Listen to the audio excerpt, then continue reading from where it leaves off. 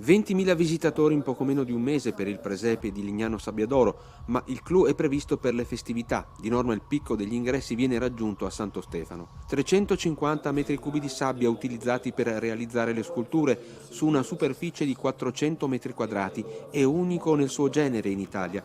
Le sculture sulla spiaggia sono realizzate con sabbia e acqua, senza altri elementi, si mantengono nella loro integrità con l'umidità naturale. Sono 4 gli artisti che lo hanno realizzato in diverse settimane di lavoro, sotto il coordinamento dell'Accademia della Sabbia di Roma e con la collaborazione di altre 3 persone per l'allestimento. Proposto per la 16ª volta, il presepe di sabbia di Lignano rappresenta una delle attrazioni per i turisti che frequentano la località balneare friulana durante i mesi invernali.